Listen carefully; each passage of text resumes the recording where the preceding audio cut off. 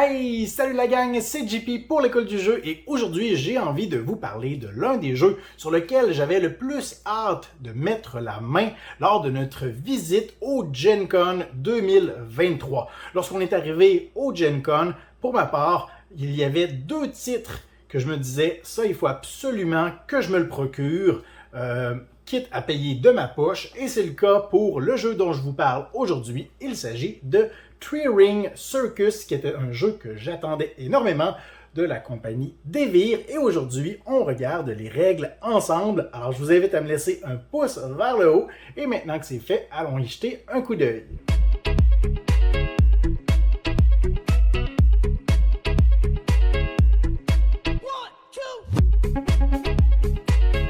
Three Ring Circus est un jeu pour 1 à 4 joueurs d'une durée d'environ 60 minutes. Dans ce jeu, vous devrez parcourir le pays afin de présenter la plus glorieuse, artistique et divertissante représentation grâce à votre troupe de cirque. Selon le nombre de joueurs autour de la table, il est possible que certaines régions de la carte soient inaccessibles. Si 4 joueurs sont impliqués dans la partie, toute la carte est disponible. On associe ensuite au hasard des jetons sur chaque ville, des cartes sur chaque métropole et on place la caravane du cirque Barnum sur Boston. Chaque joueur récupère ensuite ses éléments personnels, pioche une carte d'objectif, une carte de ticket et 4 cartes d'argent.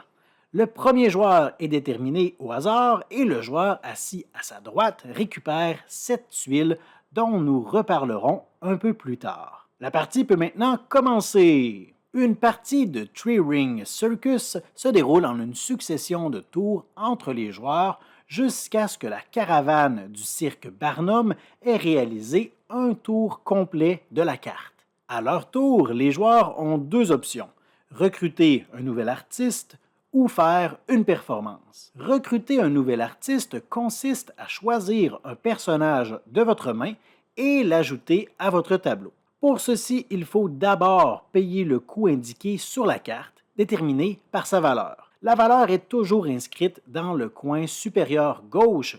Cette carte a par exemple une valeur de 3, celle-ci une valeur de 9 et celle-ci une valeur de 16. Pour ajouter cette magicienne à ma troupe, je dois donc payer un minimum de 3 billets de banque en défaussant d'autres cartes de ma main. Je pourrais donc défausser ce 1 et ce 2, ou bien je pourrais défausser ce 4, bien que je ne récupérerai aucune monnaie en retour. Une fois que l'artiste a été payé, la carte doit être ajoutée à l'une des 3 rangées de votre tableau.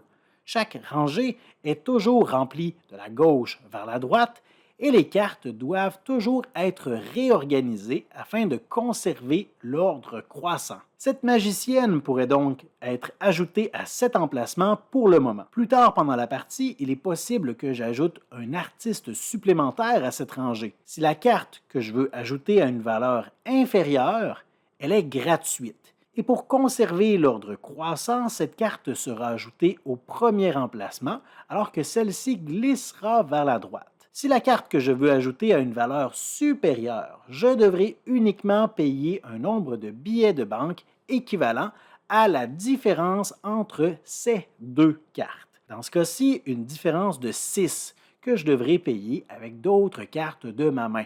Et le nouveau personnage sera ensuite ajouté sur cet emplacement, encore une fois, pour conserver l'ordre croissant. À chaque fois qu'une carte est ajoutée au tableau, il est possible d'obtenir des bénéfices immédiats. Ces artistes, par exemple, vous permettront d'avancer sur la piste de piédestal en fonction de leur valeur et des cartes à leur droite. Dans une telle situation, j'aurai une valeur de 5 sur la piste de piédestal parce que cette icône toujours visible m'en procure 1, cette carte m'en procure 1 et 2 de plus grâce aux cartes bleues à sa droite et 1 de plus pour cette carte-ci. Il est toujours possible d'ajuster la valeur de cette piste en cours de partie.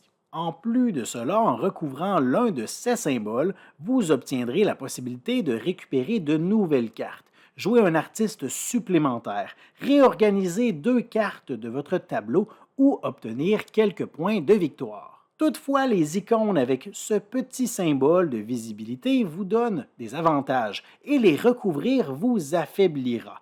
Recouvrir cet emplacement vous fera perdre un déplacement, perdre un revenu ou bien perdre un avancement sur la piste de piédestal. À tout moment, si un joueur complète une colonne de son tableau, il récupère la récompense indiquée au bas de celle-ci, soit des points de victoire ou la possibilité de jouer l'une de ses cartes objectifs pour tenter de marquer des points bonus en fin de partie. La seconde action possible est celle de faire une performance dans une ville. Cette action se déroule en 3 étapes. La première est le déplacement où vous devrez déplacer votre caravane selon le nombre de déplacements visibles sur votre tableau. Dans ce cas-ci, nous aurions 4 déplacements visibles. Notre caravane peut donc se déplacer jusqu'à 4 emplacements plus loin suivant ses routes. Lorsque vous croisez un chapiteau, vous ignorez simplement ce déplacement, ce qui permet de voyager plus rapidement. Mais lorsque vous croisez une caravane, vous avez l'option de l'ignorer ou non. Il existe 3 endroits où il est possible d'arrêter votre déplacement: sur un village, sur une ville ou sur une métropole. À la fin de votre déplacement, consultez cette charte afin de savoir comment résoudre votre performance. Si un joueur performe dans un village, il y place un chapiteau et récupère un nombre de cartes d'argent selon le nombre de billets visibles sur son plateau. Dans ce cas-ci, 2 billets de banque visibles. À cela, j'ajoute une carte supplémentaire pour chaque village adjacent qui ne possède pas déjà de chapiteau. Finalement, après chaque performance, la caravane du cirque Barnum doit être avancée d'un emplacement en passant par-dessus les chapiteaux qu'elle rencontre. Si un joueur s'arrête plutôt sur une ville, il commence par récupérer des cartes d'argent comme expliqué précédemment, mais par la suite, il devra consulter la valeur de sa piste de piédestal. Ensuite, selon la ville où il s'est arrêté, il devra vérifier la préférence des spectateurs. Dans ce cas-ci, les spectateurs aimeraient voir un magicien performer. Si votre troupe de cirque contient au moins un magicien, vous pouvez donc augmenter de façon temporaire la valeur de votre piste de 2. Selon la valeur ainsi obtenue, vous pourrez placer un chapiteau sur l'emplacement se rapprochant le plus de cette valeur sans la dépasser. Puis vous pourrez choisir une récompense entre des points de victoire ou des cartes de tickets. N'oubliez pas de déplacer la caravane du cirque Barnum après votre performance. Et finalement, les métropoles ont un prérequis un peu particulier. Avant de s'arrêter ici, il est obligatoire d'avoir au minimum dans sa troupe l'élément central de cette carte. Dans ce cas-ci, pour performer à New York, vous devez obligatoirement avoir une carte de cette valeur dans votre cirque. Si c'est le cas, vous pourrez effectuer votre performance en commençant par récupérer vos cartes d'argent, comme d'habitude, puis en vérifiant ce que vous avez réussi à accomplir comme spectacle.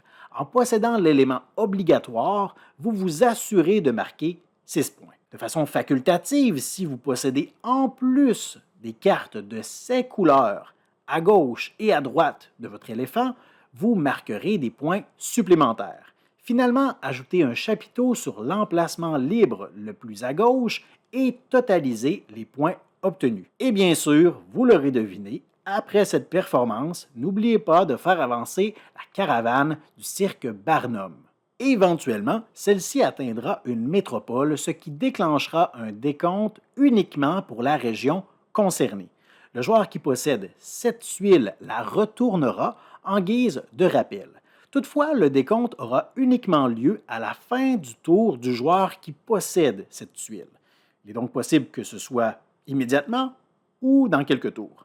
Lorsque vient le temps de passer au décompte, le joueur avec le plus de chapiteaux dans cette région, incluant ceux sur les villages, les villes et les métropoles, remporte 10 points.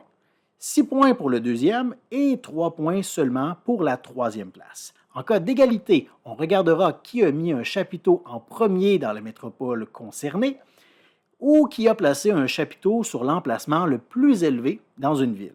La tuile est ensuite passée à un autre joueur. La partie continue comme ça jusqu'à ce que la caravane du cirque Barnum ait complété un tour complet de la carte et soit de retour à sa métropole de départ. On procède alors au décompte de cette région, comme expliqué précédemment, Puis la partie se termine et on passe au décompte final. Aux points déjà accumulés en cours de partie, les joueurs ajoutent les points imprimés sur le coin de chaque carte ajoutée à leur tableau, les points des cartes objectifs qui ont été ajoutés à leur tableau pendant la partie, ainsi que les points des circonstances de chaque carte. Par exemple, 3 points par carte orange à la droite de celle-ci, ou bien 2 points par carte turquoise, peu importe où elle se trouve dans votre tableau. Au terme de ce décompte, le joueur avec le meilleur pointage est déclaré grand vainqueur. Alors voilà pour ce qui était de la présentation des règles de Three Ring Circus. J'espère que cette vidéo vous aura été utile. J'espère que vous l'avez appréciée. Si c'est le cas, vous pouvez me le faire savoir en me laissant un pouce vers le haut, en me laissant des commentaires dans la section appropriée ou tout simplement en vous abonnant à notre chaîne si ce n'est pas déjà fait. Moi, je vous dis un grand merci pour votre écoute et je vous dis à la prochaine. 1, 2